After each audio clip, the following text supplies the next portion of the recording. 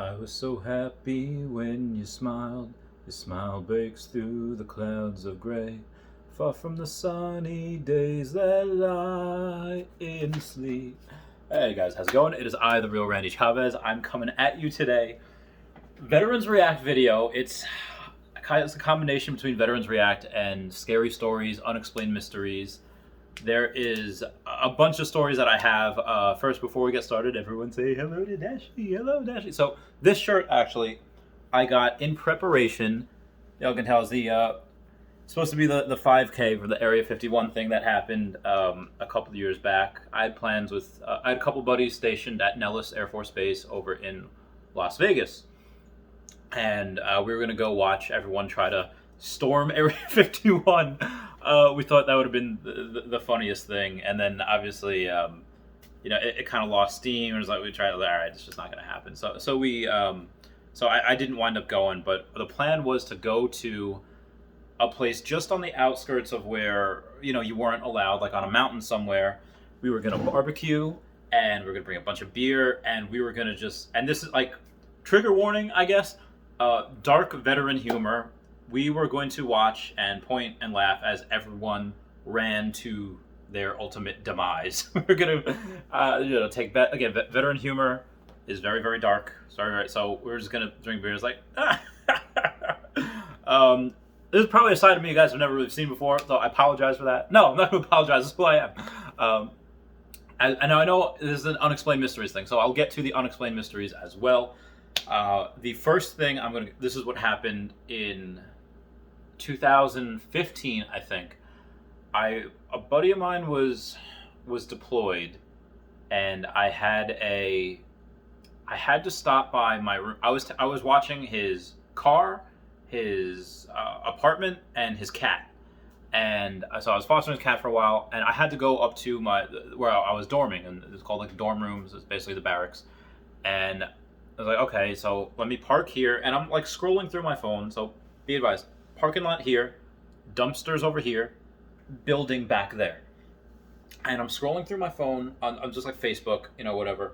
And I was like, and you know what? At night when you see the reflection of your phone in the mirror, so I'm thinking like, oh, that's just what it is. But then it started getting bigger and brighter, and I was like, what the? And then like maybe 30 to 50 feet away was this girl, like 10 years old, 7 years, I don't know, I can't tell kids at that age, had this like little white dress on with like a sunflower hat, black, brown hair, like just dark hair, but like had like covered eyes. And I was like, and at first I wasn't thinking to us, I was like, that's weird. I was like, because yeah, you have some people that lived over there that had kids, but nobody in these dorms.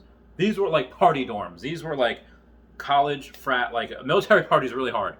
I was like, what the, like this? Okay, so I turn off my phone, turn off the car, turn off everything, and as I'm about to open the door to see like what this kid's doing here, I see her go behind the dumpster.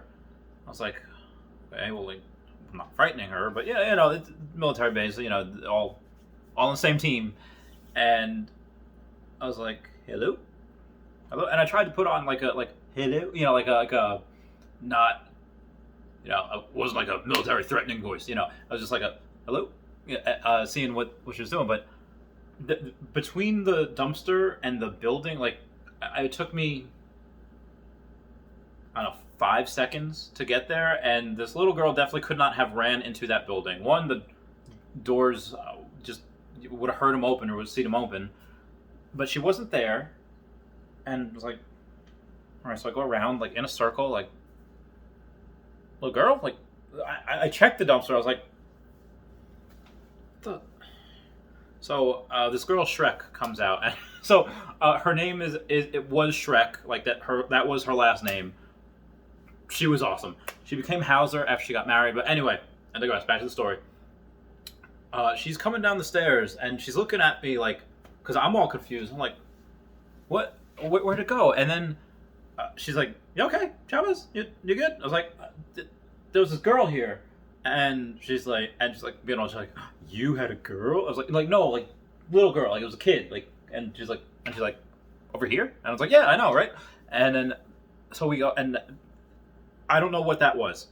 Because we looked for that girl, we looked forever. We called a buddy over on security force, like, "Hey, we saw this girl." So like, it was a thing. It wasn't like, like a joke or anything. No, like we called a friend of ours working security forces and just had like, "Hey, there's this girl." I did a description, like, okay, we'll see if anyone's missing anyone.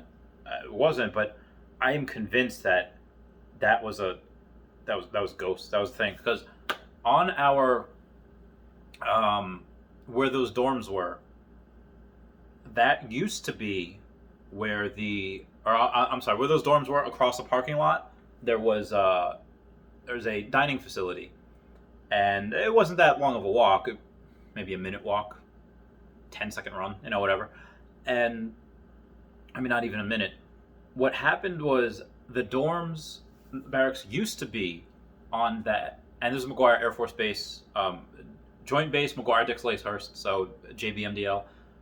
That used to be the barracks before the dining facility was there. And it's just a continuing to another story.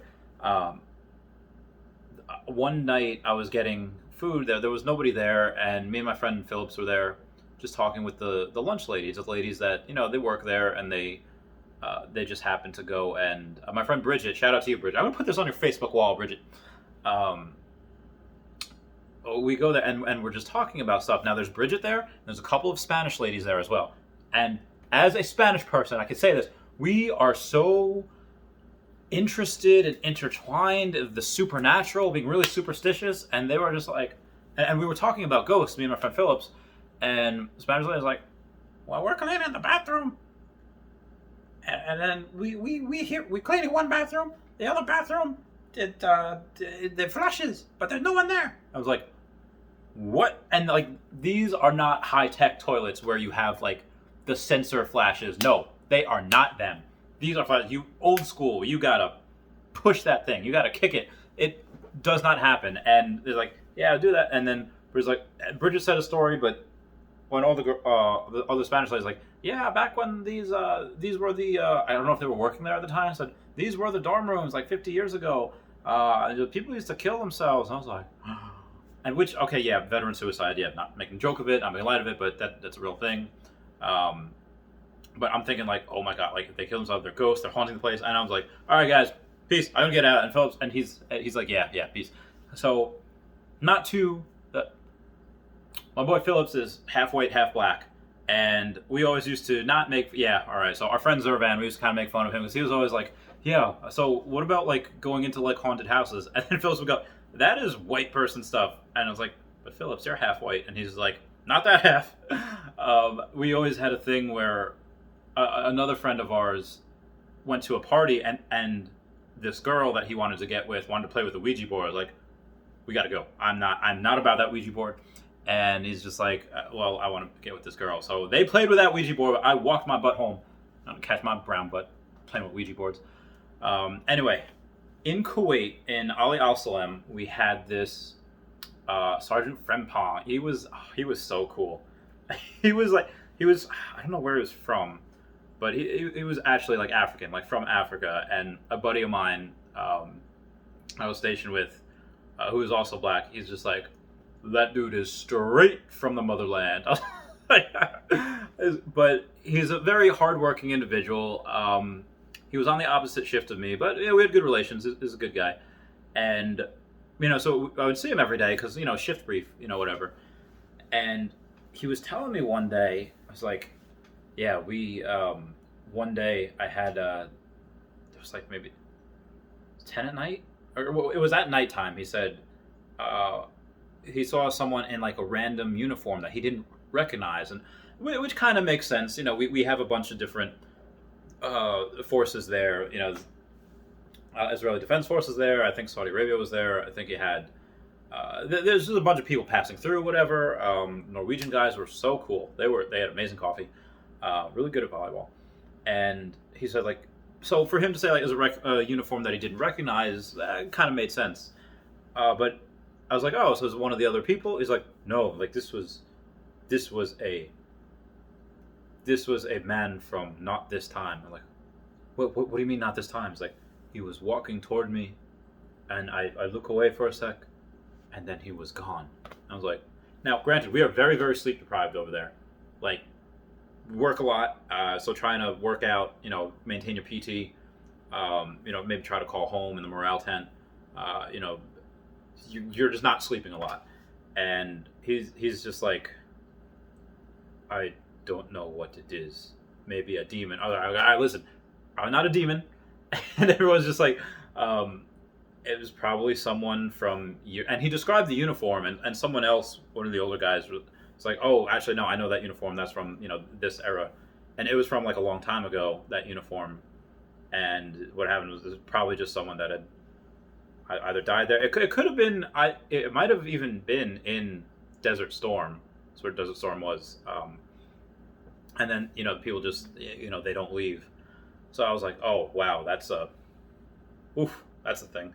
That never happened to me, seeing something like that. Although I did see, there was someone when I was at McGuire, I did a couple of things, but one of which was passenger services, where for whatever reason, people cannot walk on the flight line. You have to bus them to their aircraft. So we would bus them from the terminal to the aircraft, and vice versa. Pick them up from the aircraft, bring them back to the terminal.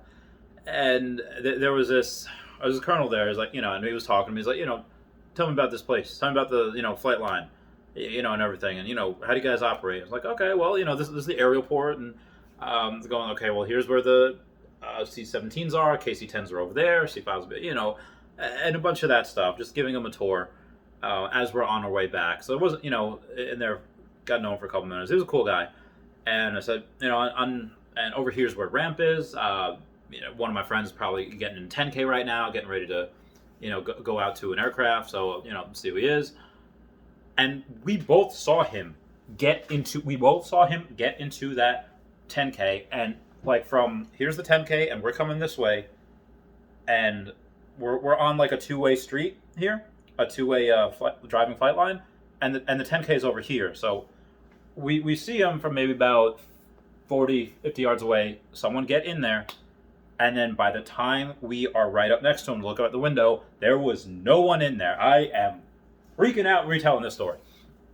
As we looked and he's like, wasn't there someone in there? I was like, I was flabbergasted. I was just like, I thought so. And then it was just like, we just dropped it. We did not talk the rest of the time, like in silence. I was like, oh my God. Yeah. So that I'm actually, getting a little thinking about that, because I don't know what that was. There was definitely another time where we had something as well. I'll think of it as I go through these, but these are just a couple of my stories that I have going on. Hang on one sec. One more. There was something that my friend Brown, who actually just messaged me the other day, just talking about finance and stocks and whatever, in basic training. There was this guy Brown that I think he was going with Johnson. I taught Johnson about it too. Well, Johnson is going on your wall as well, where they had gone in basic training. You got to go with a battle buddy, with another airman everywhere. It's got to be in twos at all times. So even to go to the bathroom, we were doing something. It was later at night, and they had to go to the porta potty, go to the bathroom. So they're going in twos, in step, like marching there, and they had seen someone go into the porta potty, the porta john, and Brown. They're both waiting outside, and they're waiting for like a good minute, two minutes. I wasn't there. They're just retelling the story. And, there's one of the TIs, one of the training instructors, like, what are you guys doing? What are you guys just sitting there? You're lollygagging? Doing whatever for 2 minutes? Y'all taking a break? And there's like, sir, Trainee Brown reports as ordered. And they're like, sir, we're waiting for someone to finish utilizing the latrine. And then, like, how long have they been in there? And 2 minutes, sir, whatever. And so knocking on there. Hey, that's enough. Were you taking a poop in there? And he says, okay, I'm just trying not to get demonetized here. And banging on, like, you're asking me what I'm talking to you. And he yanks the door open, which I don't even know if you could do that anymore. But yanks the door open, and there's no one in there. And they're just like, and the TI's like, thought you said someone was in there. And they're like, we saw someone go in, sir. And then he's just like, and what they said is by the look of the TI's face is like this has happened before. Like, call him Mr. Krabs. Seen this 11 times, as a matter of fact. And he just said, get on in there, go about your business. So they did their business, and then they had come back, and then they told us the story, and we're like, oh my god. And it makes sense, at Lackland Air Force Base, where there's that's where most of us all go for training, for basic training, and they just had this over the years again, suicides and things. So it makes sense that some spirits are still there or what have you, and you see people go in and yeah, it's very eerie. But anyway, I hope this it's not just civilians that have it. Military have it too. We get the things that we can explain or what they are, and maybe you could chalk it up to, all right, basic training, you're really sleep deprived. When you're deployed, you're really sleep deprived. Most of your military career is spent sleep deprived, or you're getting drunk because it dulls the pain. And we go and but other times just like, no, like we saw that, and me and this currently, we saw it. Something go in that 10K, that forklift, and they weren't there when we were right up next to it. That was, things are crazy. Anyway, guys, I hope this I hope these are good stories. Everyone, please comment, like, and subscribe. Comments are good for the YouTube algorithm. Everyone say bye-bye to Dashi. Bye-bye, Dashi. Love you guys. Goodbye. Meow, meow, meow, meow, meow.